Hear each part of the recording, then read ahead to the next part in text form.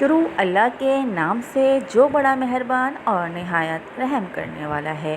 السلام علیکم دوستو، آج میں آپ کو حضرت سیدنا بلال حبشی کے بارے میں واقعہ سناؤں گی کہ اجوا کھجور اتنی معتبر کیوں ہیں۔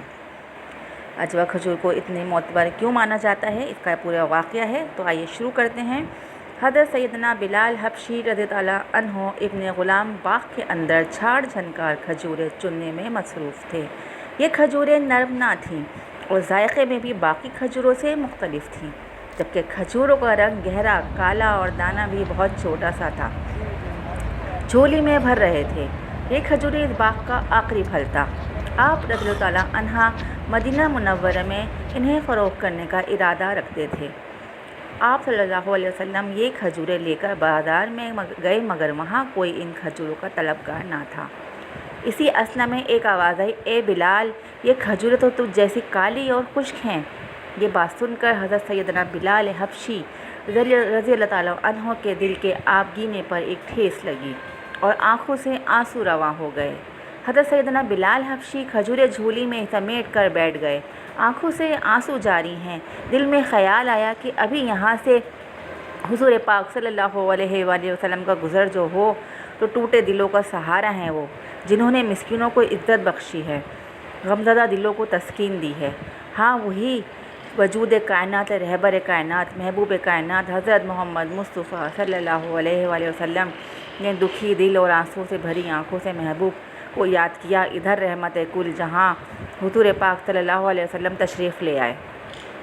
حضور پاک صلی اللہ علیہ وآلہ وسلم نے جب حضرت سیدنا بلال حبشی کی آنکھوں میں آنسو دیکھے تو حضرت بلال حبشی رضی اللہ عنہ سے رونے کا سبب پوچھا۔ حضرت سیدنا بلال حبشی نے جھولی کھول کر سب ماجرا نبی پاک صلی اللہ علیہ وآلہ وسلم کو سنایا۔ رحمت للعالمین صلی اللہ علیہ وآلہ وسلم نے بازار کی جانب رخ انور موڑا اور آواز لگائی، لوگوں، یہ اجوا کھجور ہے۔ یہ کھجور دل کے مریض کے لیے شفا ہے، یہ فالج کے لیے شفا ہے، یہ 70 امراض کے لیے شفا ہے، اور لوگوں، یہ کھجوروں کی سردار ہے۔ پھر یہ کہہ کر بس نہیں کیا، جو اسے کھا لے اسے جادو سے امان ہے۔ بس رحمت للعالمین حضور پاک صلی اللہ علیہ وسلم کا یہ فرمانا تھا کہ بازار کا منظر ہی بدل گیا۔ وہ حضرت سیدنا بلال حبشی کے پاس چند لمحے پہلے تک جھاڑ جھنکار تھا، کالی سوکھی کھجوریں تھیں، اب رحمت للعالمین نبی آخر الزماں محبوب خدا صلی اللہ علیہ وسلم نے غنی کر دیا۔ سبحان اللہ۔ پھر وہی مدینہ منورہ کے لوگ حضرت سیدنا بلال حبشی کی منتیں کرتے اور حضرت سیدنا بلال حبشی کسی مچلے ہوئے بچے کی مانند آگے بھاگتے۔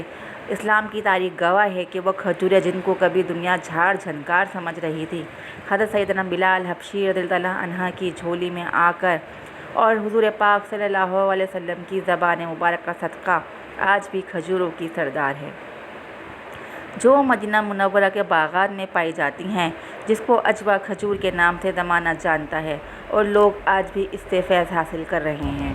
تو دوستو، یہ تھا اجوا کھجور کا واقعہ اگر آپ کو پسند آیا ہو تو میرے چینل کو لائک کر دیں، ویڈیو کو بھی لائک کریں اور چینل کو سبسکرائب بھی کر دیں، اور اس ویڈیو کو آگے بھی شیئر کر دیجیے تاکہ یہ واقعہ آگے لوگوں تک بھی پہنچے اور اس اجوا کھجور کے فیض سے دوسرے لوگ بھی فائدہ اٹھائیں۔ اگلی ویڈیو تک کے لیے اللہ حافظ۔